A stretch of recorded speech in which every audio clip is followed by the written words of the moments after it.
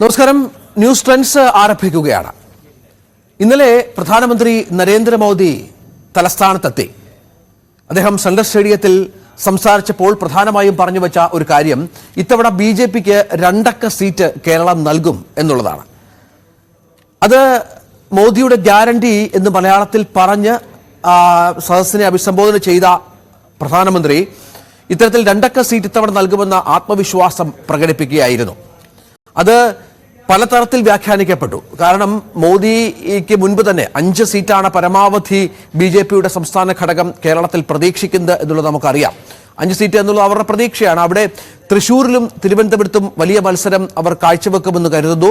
തൃശ്ശൂരിൽ പ്രതീക്ഷ അത് മുന്നോട്ട് കൊണ്ടുപോവുകയും ചെയ്യും എന്നാണ് മനസ്സിലാക്കേണ്ടത്. അതിനപ്പുറത്ത് പ്രവർത്തകർക്ക് ഒരു ആവേശം നൽകുന്നതിന്റെ ഭാഗമായാണ് മോദിയുടെ പ്രസ്താവന ആ തരത്തിൽ വന്നത് എന്നുള്ളതാണ്. പക്ഷേ ആവേശത്തോടു കൂടിയാണ് പ്രവർത്തകർ സ്വീകരിച്ചത്. ഇന്നലെ പ്രധാനമന്ത്രി സന്ദർശനവും ആ തരത്തിൽ തന്നെയായിരുന്നു. വലിയ ജനപങ്കാളിത്തമുണ്ടായി. സമൂഹത്തിന്റെ വിവിധ തുറകളിൽ നിന്നുള്ള പ്രതിനിധികളുടെ ഒരു സാന്നിധ്യം അവിടെ ഉണ്ടായി. മറ്റൊന്ന്, ജനപക്ഷത്തിന്റെ ലയനമാണ് ഈ ബി.ജെ.പിയിലേക്ക്. അത് ഔദ്യോഗികമായി ഇന്നലെ സംഭവിച്ചു. പി.സി. ജോർജും ഷോൺ ജോർജും ഒക്കെ 112ഓളം സംസ്ഥാന കമ്മിറ്റി അംഗങ്ങളുമൊക്കെ ബി.ജെ.പിയുടെ ഭാഗമായി. ഇത്തരത്തിൽ വലിയ സമ്മേളനത്തിന് ശേഷം എന്താണ് മോദി കേരളത്തിലെ ബി.ജെ.പി പ്രവർത്തകരോട് പറയാൻ ഉദ്ദേശിച്ചത് എന്നുള്ള പ്രധാനപ്പെട്ട കാര്യമാണ്. കാരണം നിരവധി അവസരങ്ങൾ കേരളത്തിലെ ബി.ജെ.പിക്ക് കേന്ദ്ര നേതൃത്വം നൽകി കഴിഞ്ഞു. പക്ഷേ അവർക്ക് തൃപ്തികരമായ രീതിയിൽ ഒരു പ്രവർത്തനം സംസ്ഥാനത്ത് നടത്താൻ കേരള ഘടകത്തിന് സാധിച്ചില്ല. വി അരുണുണ്ട്. അരുൺ, മോദിയുടെ ഗ്യാരണ്ടി, അതായത് 2 അക്ക സീറ്റ് എന്ന മോദിയുടെ ഒരു പ്രഖ്യാപനമുണ്ടല്ലോ, അത് നേരത്തെ എം.വി. ജയരാജനൊക്കെ പറഞ്ഞു വെച്ചത് ഒരു അമിത ആവേശത്തിന്റെ ഭാഗമായി മോദി പറഞ്ഞു പോയി എന്നുള്ളതാണ്. ആ തരത്തിലാണ്. അതൊരിക്കലും പ്രതീക്ഷിക്കാൻ സാധ്യതയില്ല എന്നുള്ളതാണ്. ശരിക്കും നമ്മൾ അനലൈസ് ചെയ്താൽ അങ്ങനെ തന്നെയാണ്. കാരണം നമുക്കറിയാം ഇവിടെ LDFും UDFും തമ്മിലാണ് നേരിട്ടുള്ള മത്സരം നടക്കുന്നത്. ബി.ജെ.പി 2-3 മണ്ഡലങ്ങളിൽ ശക്തമായ പോരാട്ടം കാഴ്ചവെക്കുമെന്ന് പ്രതീക്ഷിക്കുകയും ചെയ്യുന്നു. അതിനപ്പുറത്ത് മോദിയുടെ ഈ വാക്കുകളെ ഏതു തരത്തിൽ കാണാം?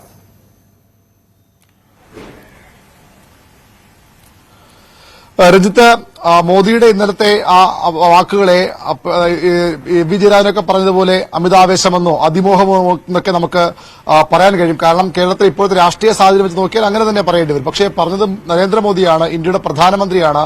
നമ്മൾ പല സംസ്ഥാനങ്ങളിലും ഇന്നലെ ഹിമാചൽ പ്രദേശിലടക്കം UP-യിലടക്കം നമ്മൾ കണ്ടതാണ് എങ്ങനെയാണ് ബി.ജെ.പി രാഷ്ട്രീയമായ ശക്തിക്കപ്പുറത്തേക്ക് കാര്യങ്ങൾ നീക്കുന്നത്, എങ്ങനെയാണ് അവരുടെ തന്ത്രങ്ങൾ, എങ്ങനെയാണ് വലിയ ഭൂരിപക്ഷമുള്ള സർക്കാരുകളെ പോലും വളരെ അനായാസം തങ്ങളുടെ പക്ഷത്തേക്ക് കൊണ്ടുവരുന്നതെന്ന് ഇന്നലത്തെ അനുഭവങ്ങൾ മാത്രമല്ല മുൻ അനുഭവങ്ങളും നമുക്ക് ആ രീതിയിൽ നമുക്ക് മുന്നിൽ. അതുകൊണ്ട് തന്നെ മോദിയുടെ പ്രഖ്യാപനത്തെ അങ്ങനെ വെറുതെ അതിമോഹമെന്നും പറഞ്ഞ് കളയാനും കഴിയില്ല. എന്തെങ്കിലും പദ്ധതികൾ കേന്ദ്ര നേതൃത്വത്തിന്, ബി.ജെ.പിയുടെ കേന്ദ്ര നേതൃത്വത്തിന് അമിത്ഷായ്ക്കും നരേന്ദ്രമോദിക്കോ ഉണ്ടോ എന്ന കാര്യം ഒരു വ്യക്തതയുമില്ലാത്തതാണ്. അതുകൊണ്ട് തന്നെ ആ രീതിയിൽ പ്രവർത്തകർക്ക് അത് ആവേശമാണ്. സ്വാഭാവികമായും സംസ്ഥാന നേതൃത്വവും മോദിയുടെ പ്രഖ്യാപനം 1 സീറ്റെങ്കിലും നേടി അക്കൌണ്ട് തുറക്കാൻ കാത്തിരിക്കുന്ന സംസ്ഥാന നേതൃത്വത്തിന് 2 അക്കം എന്ന നരേന്ദ്രമോദിയുടെ പ്രസ്താവന അന്താളിപ്പുണ്ടാക്കിയെന്നത് വസ്തുതയാണ്. പക്ഷേ അതൊരു ആവേശമായും അവർ കാണുന്നുണ്ട്.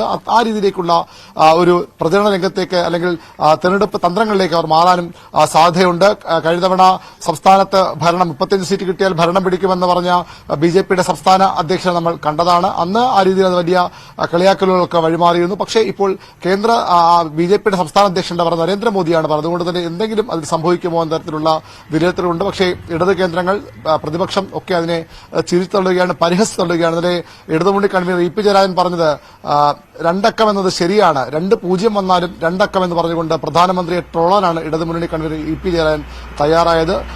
അത് സ്വാഭാവികമായി ഇപ്പോഴത്തെ രാഷ്ട്രീയ കാലാവസ്ഥ, സംസ്ഥാനത്ത് ബി.ജെ.പിയുടെ ശക്തിയൊക്കെ വെച്ച് നോക്കുമ്പോൾ ഒരു കാരണവശാലും ചുരുങ്ങിയത് 10 സീറ്റ് വേണം 2 അക്കം കേരളത്തിൽ കിട്ടണമെങ്കിൽ. അതിലേക്ക് എത്താനുള്ള സാധ്യത രാഷ്ട്രീയമായി ഇല്ല എന്നത് വസ്തു തന്നെയാണ്. കഴിഞ്ഞ തവണ ബി.ജെ.പി 2ാം സ്ഥാനത്തെത്തിയ ഏറ്റവും പ്രധാനപ്പെട്ട മണ്ഡലം തിരുവനന്തപുരമാണ്. ആറ്റിങ്ങിൽ അവർ ശക്തമായ മത്സരം കാഴ്ചവെക്കാനാകുമെന്ന പ്രതീക്ഷ കെ മുരളീധരനിലൂടെ ശക്തമായ മത്സരം വി മുരളീധരനിലൂടെ ശക്തമായ മത്സരം കാഴ്ചവെക്കാനുള്ള പ്രതീക്ഷ അവിടെ ബി.ജെ.പിക്കുണ്ട്. പത്തനംതിട്ടയിൽ പി.സി. ജോർജൊക്കെ വരുമ്പോൾ സ്വാഭാവികമായും ആ രീതിയിൽ നേരത്തെ പത്തനംതിട്ട ബി.ജെ.പിക്ക് അത്ര മോശമല്ലാത്ത സ്വാധീനമുള്ള ജില്ലയാണ്, മണ്ഡലമാണ്. അവിടെ ആ രീതിയിൽ പ്രകടനമുണ്ടാകാം. പാലക്കാട് അതിശക്തമായ ബി.ജെ.പി വളരുന്ന ഒരു മേഖലയാണ്. തൃശൂർ സുരേഷ് ഗോപിയിലൂടെ അവിടെ ഇത്തവണ അക്കൌണ്ട് തുറക്കുമെന്ന് ബി.ജെ.പി കേന്ദ്രങ്ങൾ ഉറച്ചു വിശ്വസിക്കുന്നു. അങ്ങനെ വിരലുണ്ടാവുന്ന 4-5 മണ്ഡലങ്ങളിൽ മാത്രമാണ് ബി.ജെ.പിക്ക് ഏതെങ്കിലും തരത്തിലുള്ള പ്രതീക്ഷ വച്ചു പുലർത്താനാകുന്നത്. പക്ഷേ രാഷ്ട്രീയമാണ്.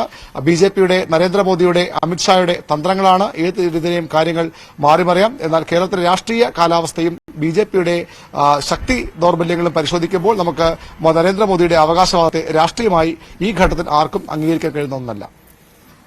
അതാണ് പ്രധാനപ്പെട്ട സാഹചര്യം. അപ്പോഴും BJP കേരള ഘടകം ഇത്തവണ നമുക്കറിയാം അല്പം മുന്നേ കൂട്ടി കാര്യങ്ങൾ തയ്യാറെടുപ്പുകൾ ആരംഭിച്ച ഒരു സംവിധാനം കൂടിയുണ്ട്. അപ്പം മോദി കഴിഞ്ഞ 3 തവണയായി കേരളത്തിൽ വരുന്നു.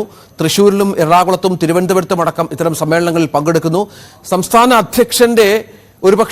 അധ്യക്ഷന്റെ ഒരു പദയാത്ര, അത് സമാപനത്തിൽ പ്രധാനമന്ത്രി പങ്കെടുക്കുന്നതും ഒരുപക്ഷെ കേരളത്തിൽ ആദ്യമായി സംഭവിക്കുന്ന ഒരു കാര്യമായിരിക്കാം. അപ്പോൾ BJP പ്രതീക്ഷ കൈവിടുന്നില്ല. മറ്റു പല സംസ്ഥാനങ്ങളിലും അത്ഭുതങ്ങൾ ചെയ്തിട്ടുണ്ട്. ത്രിപുരയിലടക്കം ഗോവയിലടക്കം അത്ഭുതങ്ങൾ സംഭവിച്ചിട്ടുണ്ട്. BJPയുമായി ബന്ധപ്പെട്ട് നോക്കിയാൽ അത്തരമൊരു അത്ഭുതം കേരളത്തിൽ സംഭവിക്കാനുള്ള സാധ്യതകൾ അവർ കാണുന്നുണ്ട്. അതിനുള്ള പ്രവർത്തനങ്ങൾ കാലങ്ങളായി നടത്തുന്നുമുണ്ട്.